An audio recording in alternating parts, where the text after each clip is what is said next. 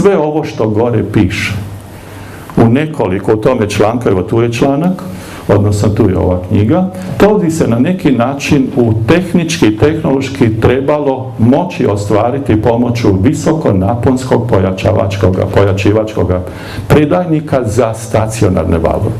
Stacionarni valovi su pogotovo studentima poznati, to su takozvani stojni valovi, postoje mehanički, postoje dakle transverzalni, longitudinalni, stojnih valova ima, to nije ništa novo. Isto tako ako umjesto mehaničkih valova zamislite da su to strujni valovi i ako bi mogli te strujne, pa to malo generaliziramo na elektromagnetske valove, opasati oko Zemlje. A jedan od najvećih fizičara 20. stoljeća, koji je meni posebno drag, Enrico Fermi, on je sanjao o tome da napravi akcelerator kao kaiš, kao pojas oko Zemlje. I naravno ni tada kada bi napravili akcelerator po uzoru oko ekvatora ne bi imali dovoljno energije, nego treba napraviti sinkronizam i vrtiti istovrsne čestice u istome prstenu više puta, povećavati kinetičku energiju i doći do onih energija za sudaranje, odnosno za fiziku sraza i za kreaciju novih čestica. Tesla je dakle mislio da na neki način pomoću svojih visokonaponskih, visokofrekvencijskih, visoke frekvencije služe djelomično zbog dosega, djelujući zbog toga što nisu destruktivni na ljude i onda pomoću toga bi trebalo na neki način uključiti Zemlju i onda vidjeti da li bi onda mogli dakle raditi prijenos energije, odnosno snage u bilo kojoj točki Zemlje.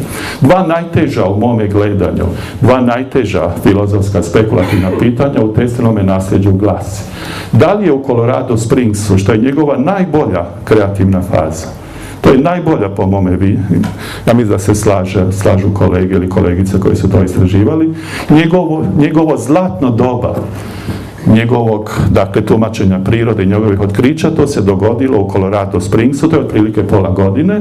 Da li je on u Colorado Springsu, dakle, u drugoj polovici od 1899. pa negdje do siječnja 1900, da li je on stvarao skalarne valove, skalarnu elektroniku?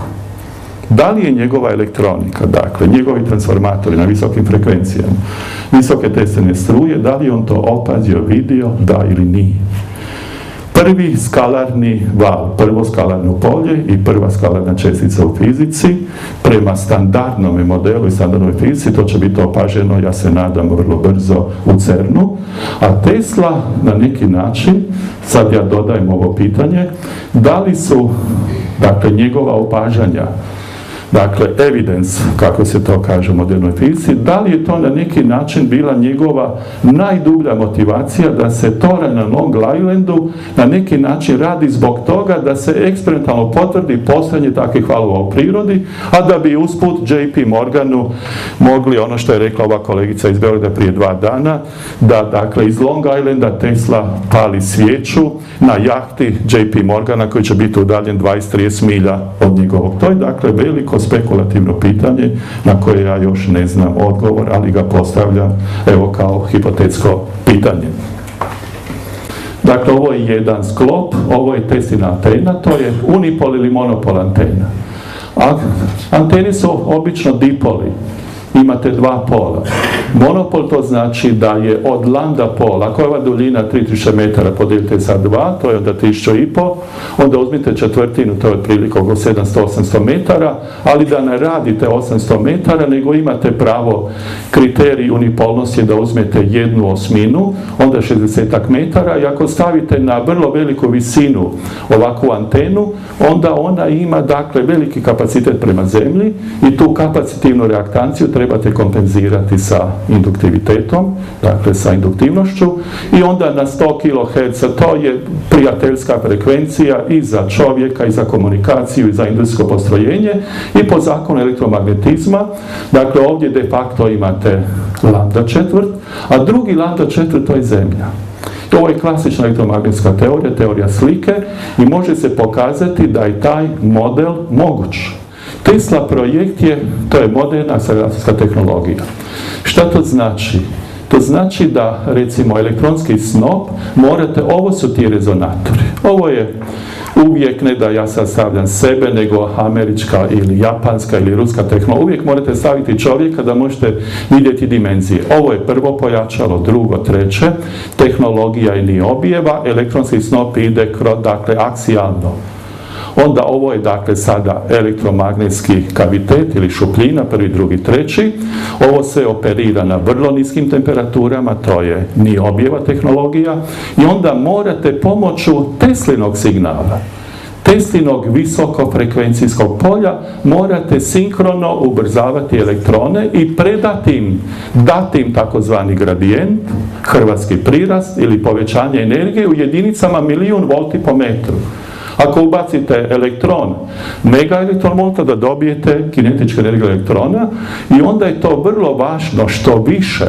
Dakle, otprilike po jednom rezonatoru možete predati 40, to je svjetski rekord, 40 i nešto, megavolti po metru, ali ovakvih pojačala imate jako puno, 100, 200, 300 i više, ovisno kako je akceleratorska kružnica ili prsten napravljeni, onda morate i tu optiku snopa.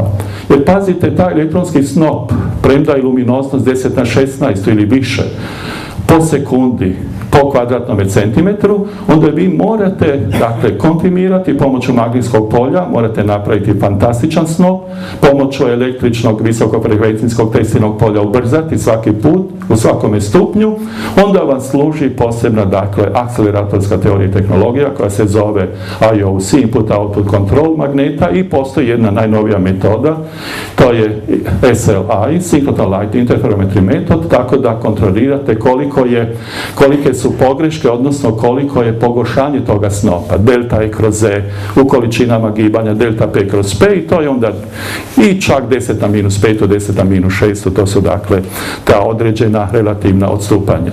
Ovo je MIT model. To je prijenos snage na nekoliko metara. I gledajte ovu krivulju, ovo je efikasnost. Ovo su komplicirani proračun. To je naš hrvatski mladi znanstvenik Marin Soljačić, MIT model, recimo MIT ili MIT model.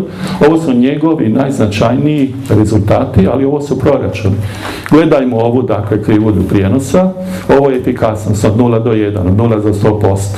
On koristi dvije zavojnice, i malo prije smo pokazali ove rezonatore, tako da su i, recimo, Soljačićeve zavojnice, to su debele bakrene zavojnice, promjera 30 centimetara, i one moraju biti rezonantno izračunate i podešene. I ako stavite na os X određene, dakle, teorijske vrijednosti, to je omjer, to je koeficijent, to će kolega reći, ovo su neke rezonantne širine, i on, dakle, teorijski može napraviti eta, dakle, prijenos korisnog rada na skali 61%. To znači, ako prenosite 10 vati na udaljenosti od 2 do 3 metra, onda prenosite 6, gubite 4 vata.